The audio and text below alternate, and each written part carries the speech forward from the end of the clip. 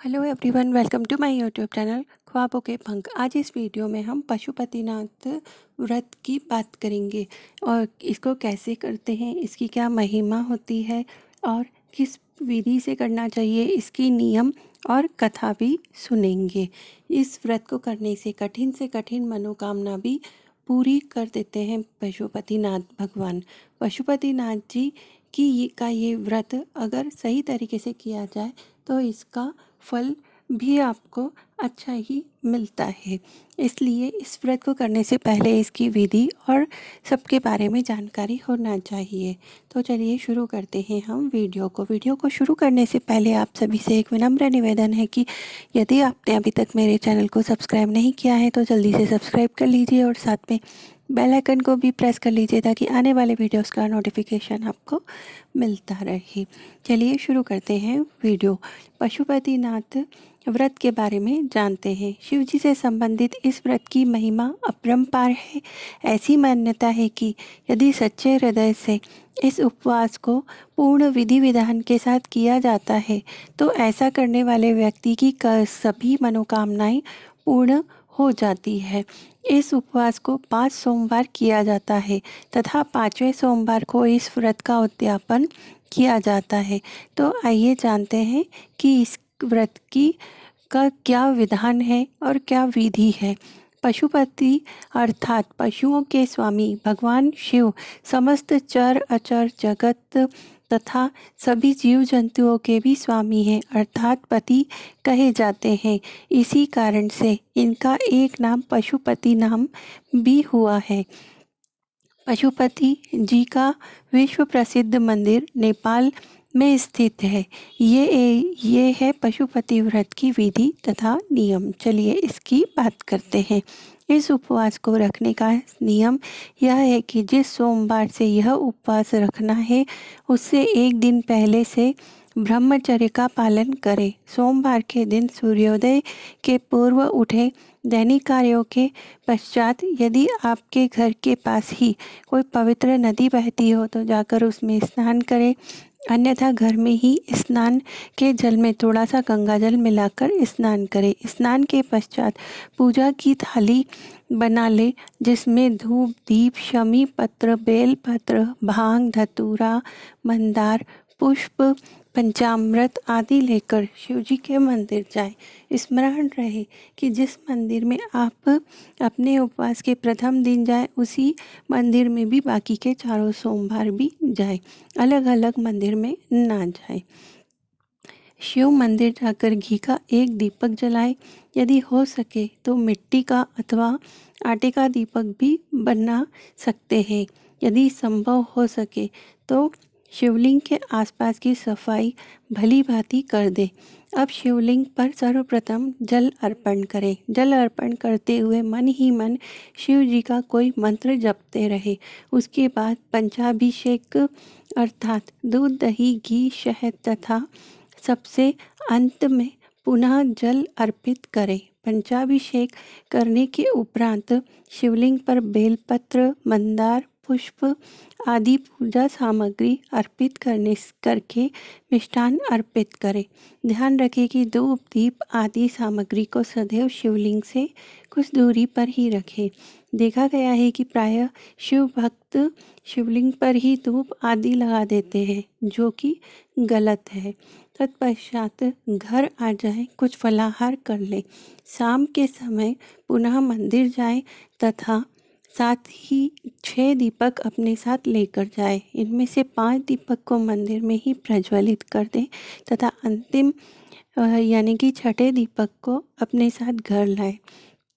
इस दीपक को घर आकर प्रवेश द्वार पर अपने सीधे हाथ अर्थात दाईं ओर द्वार पर जलाएं। जो मिष्ठान आप मंदिर ले गए थे इसके 3 भाग कर लें। 2 भाग को मंदिर में ही भोग लगा दें तथा तीसरे को घर लाकर शिव जी को भोग लगाकर प्रसाद के रूप में ग्रहण करें। अब व्रत का पारायण कर सकते हैं, किंतु ध्यान रहे कि नमक का प्रयोग ना करें। यही क्रम लगातार 5 सोमवार तक आपको करना है। पशुपति व्रत का उद्यापन भी किया जाता है। चलिए अब हम शुरू करते हैं भगवान पशुपतिनाथ जी की व्रत कथा। कथा शुरू करने से पहले अपने साथ में कुछ अक्षत यानी कि चावल के दाने, लेकिन चावल के दाने ध्यान रखें कि साबुत हों, वह टूटे हुए ना हो, ले लीजिए। और जितने भी लोग साथ में हैं वो सुन रहे हैं उन्हें भी यह अक्षत यानी कि चावल दे दीजिए। और कथा समाप्त होने के बाद इन अक्षतों को, चावल को मंदिर में चढ़ा दें। एक बार की बात है, भगवान शिव नेपाल की सुंदर तपोभूमि के प्रति आकर्षित होकर एक बार कैलाश छोड़कर यहीं आकर रम गए। इस क्षेत्र में वह 3 सींग वाले मृग, चिंकारा जिसे कहते हैं, बनकर विचरण करने लगे। अतः इस क्षेत्र को पशुपति क्षेत्र या मृग स्थली भी कहते हैं। शिव को इस प्रकार अनुपस्थित देखकर ब्रह्मा विष्णु को चिंता हुई और दोनों देवता भगवान शिव की खोज में निकले। इस सुंदर क्षेत्र में उन्होंने एक देदीप्यमान मोहक 3 सींग वाले मृग को विचरण करते देखा। उन्हें मृग रूप में शिव होने की आशंका होने लगी। ब्रह्मा जी ने योग विद्या से तुरंत पहचान लिया कि यह मृग नहीं बल्कि भगवान आशुतोष ही हैं। ब्रह्मा जी ने तत्पश्चात ही उछलकर उन्होंने मृग का सिंग पकड़ने का प्रयास किया। इससे मृग के सिंग के 3 टुकड़े हो गए। उसी सिंह का एक टुकड़ा इस पवित्र क्षेत्र में गिरा और यहाँ पर महारुद्र उत्पन्न हुए, जो श्री पशुपतिनाथ के रूप से प्रसिद्ध हुए। शिव जी की इच्छा अनुसार भगवान विष्णु ने नागमती के ऊंचे टीले पर भगवान शिव को मुक्ति दिलाकर लिंग के रूप में स्थापना की, जो पशुपति के रूप में विख्यात है। चलिए अब जानते हैं कि कैसे करें व्रत का उद्यापन विधि को जानते हैं।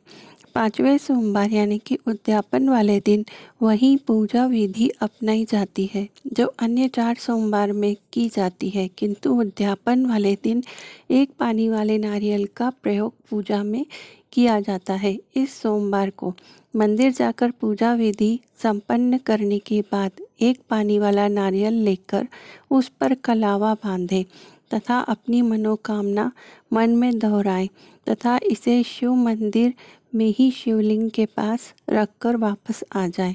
इसी प्रकार यह व्रत पूर्ण हो जाता है। यदि सामर्थ्य हो तो ब्राह्मण भोज भी करा सकते हैं। उपवास वाले दिन मन ही मन शिव जी से संबंधित किसी न किसी मंत्र का जाप करते रहना चाहिए। पुरुषों को ओम नमः शिवाय का जाप करना चाहिए। महिलाओं को चाहिए कि वे केवल नमः शिवाय का जाप करें। इस उपवास के दौरान कौन कौन सी सावधानियां रखना चाहिए, चलिए इन पे चर्चा करते हैं। पूजन सामग्री में शुद्धता का विशेष रूप से ध्यान रखें। शिवलिंग पर चढ़ाए जाने वाले पत्र, मंदार, पुष्प आदि स्वच्छ होना चाहिए तथा पत्ते कटे फिटे नहीं होना चाहिए। इस बात का विशेष ध्यान रखना चाहिए। कुछ धार्मिक मान्यताओं के अनुसार बेलपत्र को सोमवार के दिन नहीं तोड़ना चाहिए, इसलिए आप इसे एक दिन पहले ही यानी कि रविवार को ही तोड़कर रख सकते हैं। शिव जी को प्रिय यह पशुपति व्रत निश्चित रूप से सभी मनोकामनाओं को पूर्ण करने वाला है। उपवास के दौरान काम, क्रोध, लोभ, मोह, अहंकार आदि विकारों से दूर रहे। व्रत के दौरान कभी भी तामसिक पदार्थों का सेवन भूलकर भी नहीं करना चाहिए, जैसे कि शराब पीना या फिर मांसाहारी भोजन को खाना। वैसे तो हिंसा कभी भी नहीं करना चाहिए, किंतु इस अवधि में मनुष्य अथवा किसी भी जीव जंतु को के साथ हिंसक व्यवहार कभी नहीं करना चाहिए।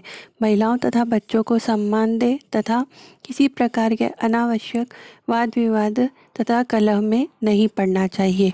इस व्रत में आपको क्या नहीं करना चाहिए और किन स्थिति में ये व्रत ना करें। यूँ तो कोई भी व्यक्ति इस व्रत को अपने पूर्ण श्रद्धा भाव के साथ कर सकता है, लेकिन यदि कोई बीमार है अथवा अपनी वृद्धावस्था के चलते यह व्रत या उपवास करने में असमर्थ हो तो उसे यह व्रत नहीं करना चाहिए। गर्भवती महिलाएं इस उपवास को ना करें तथा मासिक धर्म के दौरान ऐसी स्त्रियां अपने पति द्वारा यदि पति न हो तो अपने पुत्र से पूजा का कार्य संपन्न करा सकती है। उनके लिए केवल पूजन विधि निषेध है, अन्यथा वे उपवास रख सकती हैं। इस व्रत के क्या क्या लाभ है इसके बारे में हम चर्चा करते हैं। पशुपतिनाथ व्रत भगवान शिव को अत्यधिक प्रिय है। इस व्रत को पूरे विधि विधान तथा नियम के साथ श्रद्धापूर्वक करने से महादेव अत्यंत प्रसन्न होते हैं। वैसे भी शिव जी शीघ्र ही प्रसन्न हो जाते हैं, इसलिए भगवान शिव को प्रसन्न करने के लिए उन्हें देव के रूप में माना जाता है, जो कि बहुत जल्दी प्रसन्न हो जाते हैं, जो कि मात्र एक लोटा जल से भी प्रसन्न हो जाते हैं यदि आप उनमें कुछ भी अर्पित ना करें। जो भी इस पशुपतिनाथ व्रत को धारण करता है, महादेव उसकी समस्त मनोकामनाओं को पूर्ण कर देते हैं और कठिन से कठिन जो उनकी समस्याएं होती हैं उन्हें भी सहज बना देते हैं और उन्हें सारे सांसारिक सुख समृद्धि का वरदान दे देते हैं, उनसे सानिध्य की प्राप्ति कर देते हैं। पशुपतिनाथ व्रत में क्या करना चाहिए? पशुपतिनाथ व्रत में फलाहार का सेवन करना चाहिए। यूँ तो उपवास का अर्थ ही होता है कि कुछ भी ना खाकर केवल अपने आराध्य की भक्ति में लीन होकर ही व्रत करना चाहिए, किंतु अधिक उम्र या फिर स्वास्थ्य संबंधित कुछ कारणों से अल्पाहार लिया जा सकता है। लेकिन याद रखना चाहिए कि इस अवधि में आपको नमक का सेवन नहीं करना है, किंतु सेंधा नमक का प्रयोग किया जा सकता है। दिन में फल तथा रात को कुट्टू के आटे का प्रयोग किया जा सकता है। भोग लगाने के बाद ही प्रसाद के रूप में भोजन को ग्रहण करना चाहिए और उसके बाद भगवान पशुपतिनाथ की आरती करना चाहिए। इसी तरीके से आपका व्रत जो है वह पूर्ण होगा।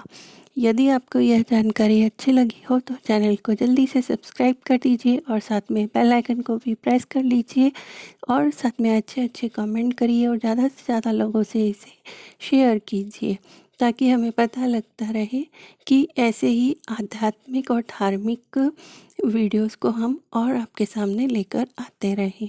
धन्यवाद।